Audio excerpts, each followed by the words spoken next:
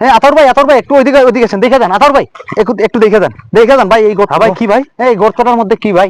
তাই নাকি? হ্যাঁ হ্যাঁ, এই যে দেখেন, এই যে দেখেন উপরে গর্ত, এই যে কি পাখিতে সাপ ধরছে? পাখিতে সাপ ধরছে না, সাপে পাখি ধরছে আল্লাহ জানে।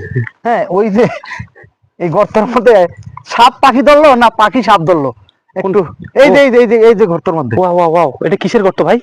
এটা তো ঘাসের মধ্যে গর্ত কিছু, এটা সম্ভবত সাপের গর্ত না পাখির গর্ত, মেবি পাখির গর্ত। হ্যাঁ ওইখানে কিন্তু আমি অনেক ডাক শুনলাম কিচির মিচির। একটু দিকে এত, একটু দিকে আসো, তাড়াতাড়ি আসো, গাছ উঠতে পারো? ওইখানে দেখো তো কি আছে।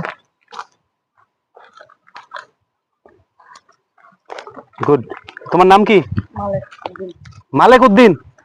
সাবাস, কাছে ওঠো কাছে ওঠো।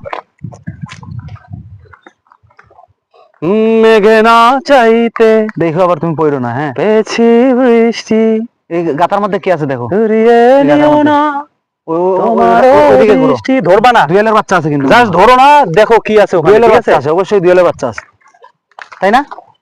তাহলে কি আছে? পাখি আরে ছিল, দোয়েলের বাচ্চা এইমাত্র ছিল, পাখি নেমে বেরিয়েছে, গেছে। ঠিক আছে নামো, এই মাত্র পাখি বেরিয়েছে। ছোট ভাই নামো। এই মাত্র পাখি বেরিয়েছে রে ভাই।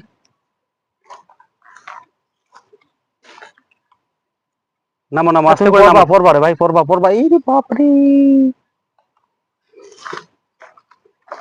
পিরিতি বাহানাইলা রে বন্ধু, মরি প্রেম জ্বালায়, আউলা প্রেমের ভাউলা বাতাস লাগায়ও না গায়। তুমি গান পারো? অসংখ্য ধন্যবাদ তোমাকে, তুমি আমাদের গাছে উঠে পাখি দেখানোর চেষ্টা করেছো।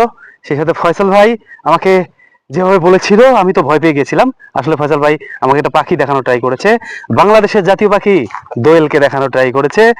ধন্যবাদ ফয়সাল ভাইকে আজকে এত সুন্দর একটা দিন উপহার দেওয়ার জন্য।